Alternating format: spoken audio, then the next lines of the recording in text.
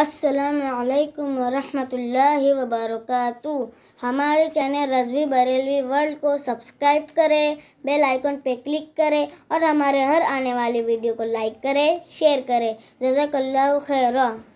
معزز سامعین کرام، آج کون سا درد رکھنے والا دل ہے جو مسلمانوں کی موجودہ پستی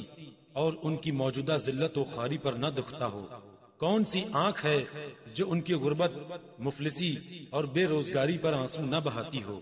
حکومت ان سے چھنی، دولت سے یہ محروم ہوئے، عزت و وقار ان کا ختم ہوا، زمانے کی ہر مصیبت کا شکار مسلمان بن رہے ہیں۔ وجہ صرف یہ ہے کہ ہم نے شریعت مصطفیٰ صلی اللہ علیہ وسلم کی پیروی چھوڑ دی، ہماری زندگی اسلامی نہ رہی، ہمیں خدا کا خوف، نبی کی شرم، آخرت کا ڈر نہ رہا۔ اعلی حضرت امام احمد رضا فرماتے ہیں، دن لہو میں کھونا تجھے، شب صبح تک سونا تجھے، شرم نبی خوف خدا یہ بھی نہیں وہ بھی نہیں۔ مسجدیں ہماری ویران، سنیما اور تھیٹر مسلمانوں سے آباد، ہر قسم کی برائی مسلمانوں میں موجود، پھر ہم کس طرح عزت پا سکتے ہیں؟ کسی نے کیا خوب کہا ہے، بلبلو گل گئے گئے لیکن ہم کو غم ہے چمن کے جانے کا۔ دنیا کی تمام ترقیاں بلبلیں تھیں اور ایمان کی دولت چمن۔ اگر چمن آباد ہے ہزارہا بلبلیں پھر آ جائیں گی، مگر جب چمن ہی اجڑ گیا تو اب بلبلوں کے آنے کی کیا امید؟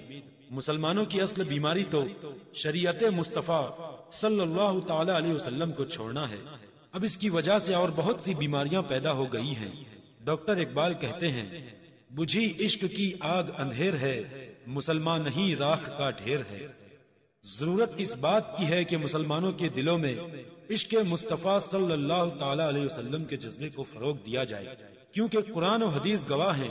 کہ حضور اکرم صلی اللہ تعالی علیہ وسلم کی محبت کے بغیر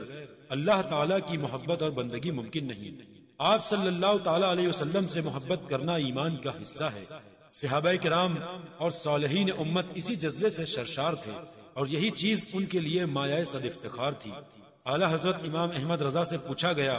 کہ خدا و رسول عز جلالہ و صلی اللہ تعالی علیہ وسلم کی محبت کس طرح دل میں پیدا ہو؟ ارشاد فرمایا، تلاوت قرآن مجید اور درود شریف کی کثرت اور نعت شریف کے صحیح اشعار خوش اللحانوں سے بکثرت سنیں اور اللہ و رسول کی نعمتوں اور رحمتوں میں جو اس پر ہیں غور کریں۔ معزز سامعین کرام، اعلی حضرت کے اس ارشاد میں آپ اس جملے پر غور کیجئے کہ نعت شریف کے صحیح اشعار اچھی آواز والوں سے بکثرت سنیں۔ ہم سنیوں کے پاس اپنے اکابر علماء اور بزرگوں کی لکھی ہوئی نعتوں کا ایک بڑا ذخیرہ موجود ہے۔ ہمارے وہ اکابر جن کی زندگی کا مقصد ہی تحریک عشق تھا، جنہوں نے زندگی کے ہر موڑ پر عشق نبی کو اپنا رہبر بنایا اور نعت لکھنے میں سچائی سے کام لیا، جھوٹے دعووں اور غلطیوں سے اپنے کلام کو محفوظ رکھا۔ در حقیقت نعت پاک لکھنے کی صحیح سمجھ صرف ان جیسے علماء دین ہی کو حاصل ہے۔ یہی وجہ ہے کہ ان کے کلام میں ایسا اثر پایا جاتا ہے جو پڑھنے والوں کے دلوں کو عشق و ایمان کی گرمی عطا کرتا ہے۔ امام احمد رضا نے کسی نئے عقیدے اور نئے مذہب کی بنیاد نہیں رکھی، بلکہ سلف صالحین کے مذہب اور ان کے عقیدوں کو پیش کیا، انہیں زندگی بخشی۔ اس لیے حرمین طیبین کے بڑے بڑے جید علماء کرام نے آپ کو 14ویں صدی ہجری کا مجدد تسلیم کیا۔ امام احمد رضا نے وہی بات کہی اور وہی پیغام دیا جو صدیوں سے دیا جا رہا تھا۔ جس کو بھولنے والے بھول گئے تھے، جس کو بلانے والے بلا رہے تھے، امام احمد رضا نے بھولی باتوں کو یاد دلایا اور بتایا کہ ہمارے اسلاف کس طرح سوچتے تھے، ہمارے پہلے کے بزرگ کس طرح عمل کرتے تھے، ان کی سوچ کا انداز کیا تھا، ان کے عمل کا انداز کیا تھا۔ اے رضا جان انا دل تیرے نغموں کے نثار، بلبلے باغ مدینہ تیرا کہنا کیا ہے۔ امام الکلام امام احمد رضا رضی اللہ تعالی عنہ کو 50 سے زائد علوم و فنون میں مہارت حاصل تھی، انہی میں سے ایک فن شعر و ادب بھی ہے۔ سیدنا امام احمد رضا کو نعت خیر الانام علیہ الصلوۃ والسلام لکھنے میں جتنی کامیابی نصیب ہوئی، دیگر شعراء کو شاید و باید ہی حاصل ہوئی ہو، اور کیوں نہ ہو، جبکہ آپ کا ہر شعر قرآن پاک کی تفسیر ہے یا احادیث کی ترجمانی۔ اے رضا ہر کام کا ایک وقت ہے، اے رضا ہر کام کا ایک وقت ہے، دل کو بھی آرام ہو ہی جائے گا، ایک دن آواز بدلیں گے یہ ساز، چہ چہا کوہرام ہو ہی جائے گا۔ امام اہل سنت مجدد دین و ملت امام احمد رضا رضی اللہ تعالی عنہ کے نعتیہ کلام کا مجموعہ خدائی کے بخشش کے نام سے موسوم ہے۔ در حقیقت اس میں بخشش کے ایسے باغ ہیں جن کے پھولوں سے علم و ادب، حقیقت و معرفت اور عشق و محبت کی جاں فضا مہک ہمارے ایمان و عقیدے کو معطر کرتی ہے۔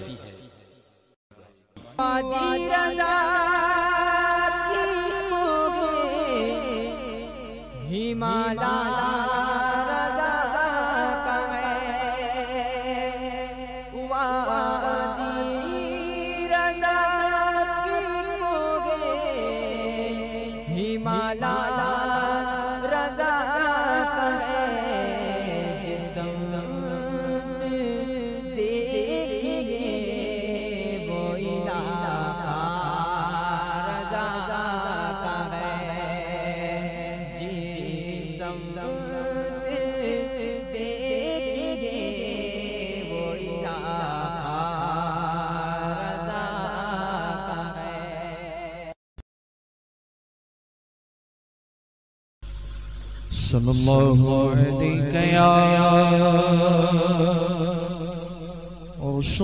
رسول اللہ وسلم علیہ یا حبیب اللہ۔ تو ہے وہ غوث کے گھر غوث ہے شہدا تیرا، تو ہے وہ غوث کے گھر غوث ہے شہدا تیرا، تو ہے وہ غوث کے گھر غوث ہے شہدا تیرا، تو ہے وہ غیر کے غیر سے پیاسا تیرا، تو ہے وہ غیر کے غیر سے پیاسا تیرا،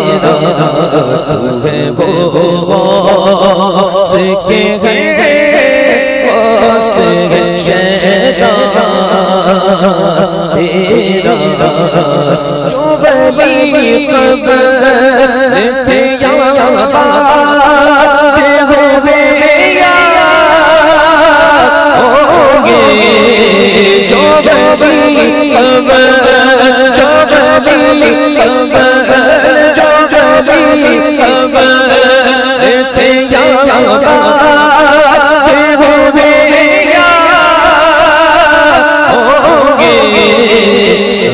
سب رکھتے ہیں میرے آقا تیرا، سب ادب رکھتے ہیں میرے آقا تیرا، تو ہے وہ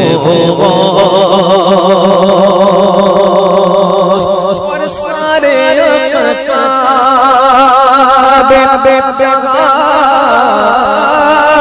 کرتے گے کعبے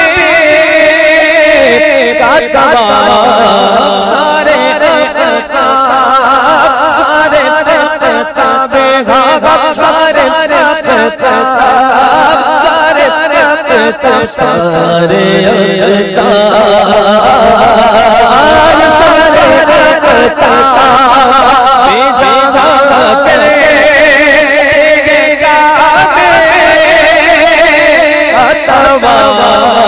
کعبہ کرتا ہے طواف در والا تیرا، کعبہ کرتا کرتا ہے طواف دربالا سبحان اللہ محبت سے کہیے سبحان اللہ میں پہلی بار اس کلام کو پڑھا ہوں اور پہلی بار ہی پڑھا ہوں اور الگ انداز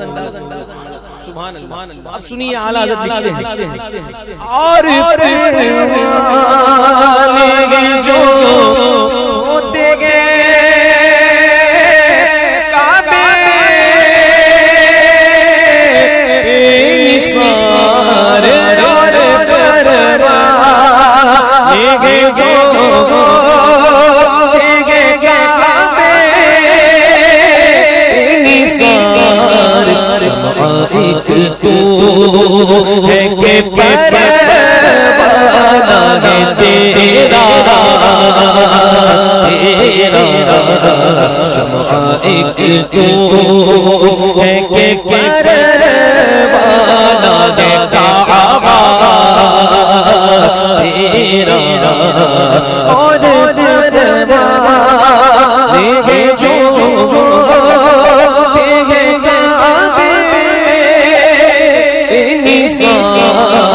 شمع ایک تو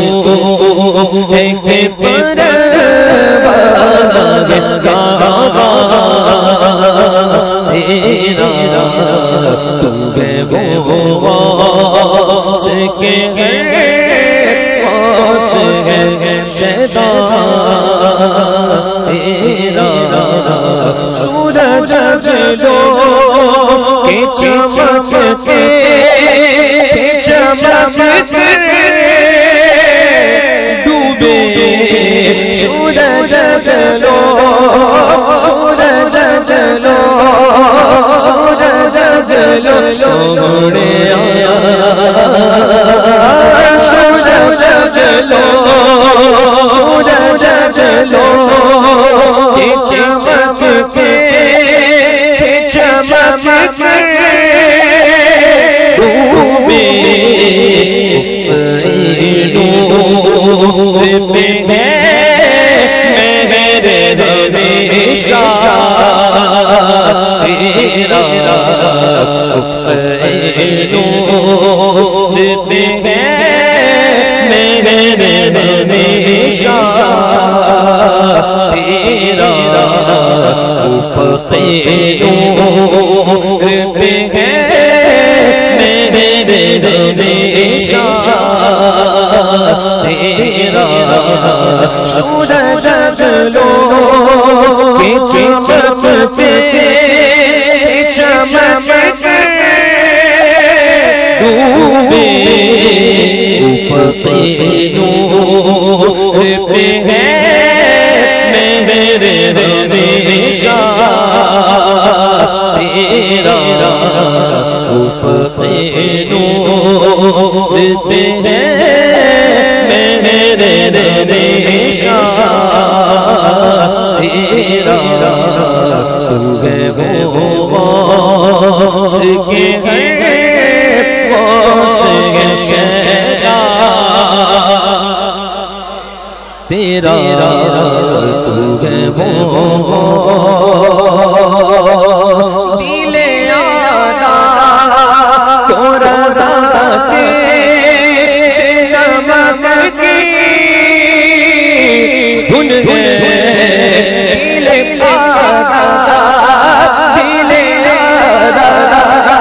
دل آدھا دل آدھا دل آدھا دل آدھا اور ساتے نمک کی دنیا ایک ذرا چھڑک رہے خامہ تیرا ایک ذرا چھڑک رہے خامہ تیرا یہ شعر مجھے یاد آیا یہ شعر مجھے واللہ حضور اعلیٰ حضرت لکھتے ہیں سکر کے جوش میں جو ہے وہ تجھے کیا جانے سکھ کے جوش میں جو وہ تجھے کیا جانے خضر کے ہوش سے پوچھے کوئی رتبہ تیرا خضر کے ہوش سے پوچھے کوئی رتبہ